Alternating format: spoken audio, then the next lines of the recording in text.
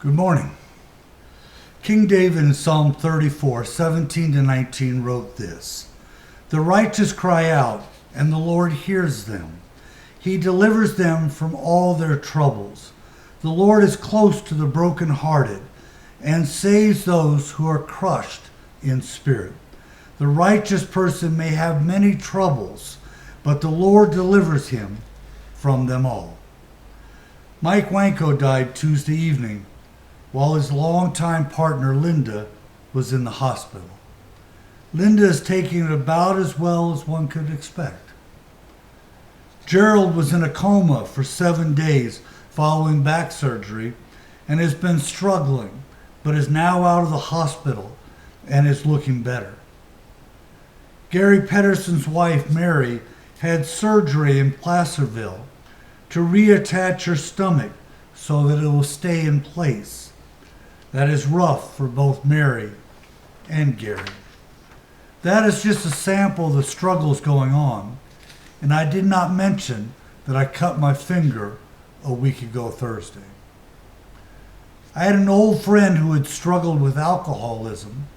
He said that now and then when things were a struggle, that the thought would come to his mind that he was better off when he was drunk. Startled by the thought, at that very moment he would tell himself that the worst day sober is better than the best day living on Skid Row. I could not agree more. Yet it is true that we still have struggles.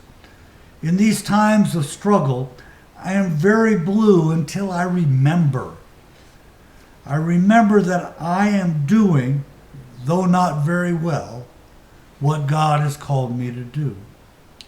I think it is fair to say that we have all had worse days by far than today. Yet I'd be wrong if I suggested that today's struggles are not real. In the middle of the struggle, my experience is that I do not appreciate somebody telling me it will get better.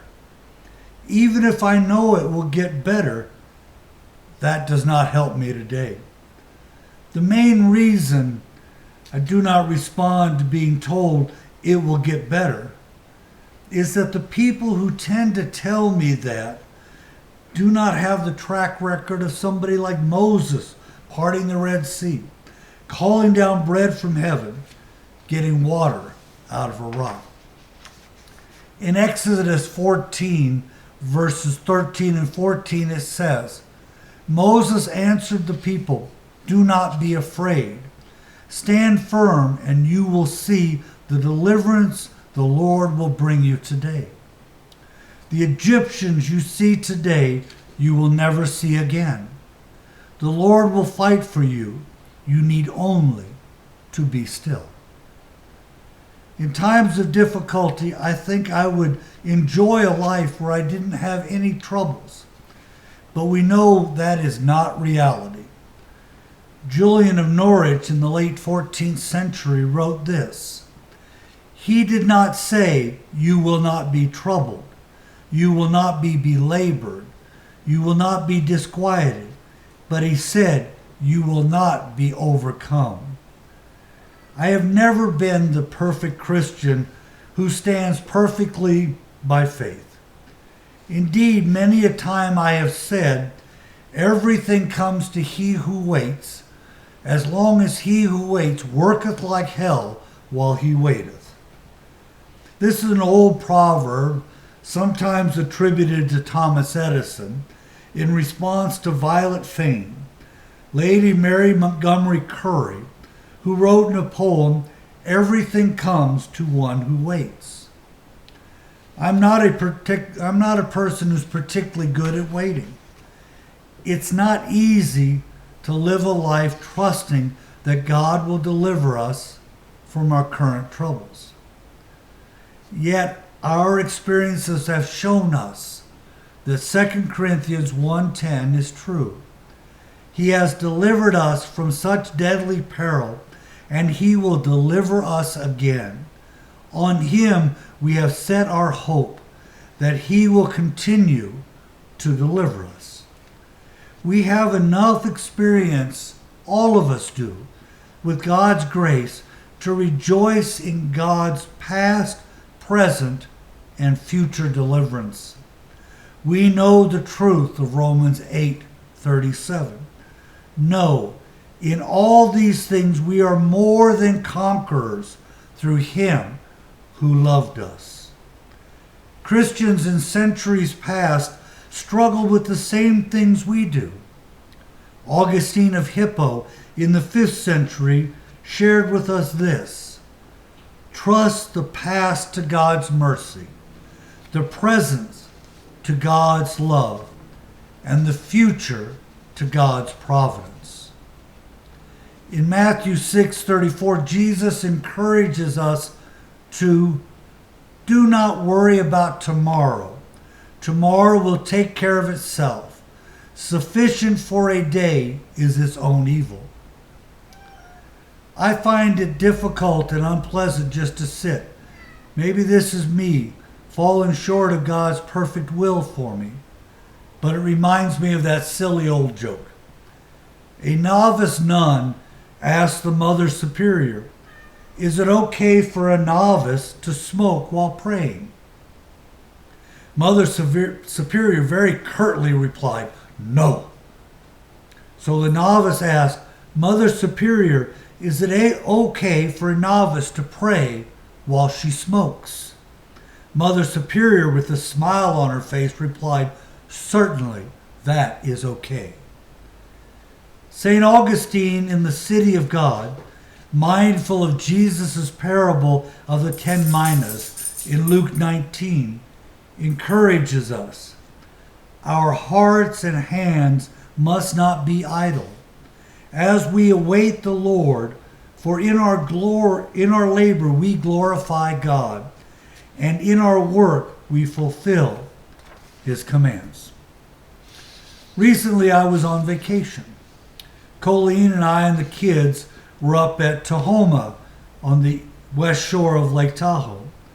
We did not want to go far because we did not want a long drive home. In Tahoma, we did not schedule a lot of things to do and set out to rest. You can ask Colleen. I was very good at just resting and doing nothing, which of course she will tell you is completely not true. Why won't anyone believe me when I say that? Because I don't sit still very well. Well, I did do a course on oncology nursing from Peking University and a series of 4 courses in palliative care from the University of Colorado. But otherwise, I just kicked back and relaxed. I came back tired, not surprising.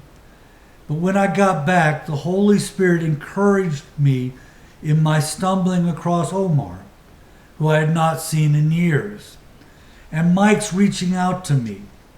He is now living at the D'Andrea Golf Club, and Chaplain Travis Sharp meeting with me on Saturday and finding out that Ruth had arranged for me to meet with a city official on Tuesday to talk about the community needs.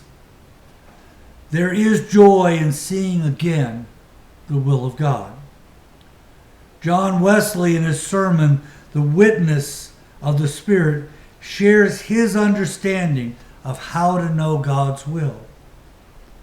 It is not by human reasoning that we discern God's will, but by the inward witness of the Holy Spirit, who speaks to the heart of the believer. We must cultivate a heart that is attuned to this divine witness. And what is the rule? Matthew 7:12 tells us how to wait for God's deliverance. But let me read Matthew 7, verses 7, 8, and 12 from the New English Translation. Ask, and it will be given to you. Seek, and you will find. Knock, and the door will be opened for you. For whoever asks receives, and the one who seeks finds, and to the one who knocks the door will be open. In everything, treat others as you would want them to treat you, for this fulfills the law and the prophets. We recognize that one. The golden rule. If you hurt, help somebody who is hurting. If you are feeling lost, help someone find their way. Whatever we need, we are called while we wait for God to provide the answer to help somebody else out with their need. Let us wait for God's help for today's problems. And as we wait, let us enter into the joy of helping another of God's children with what they are waiting for. God bless you.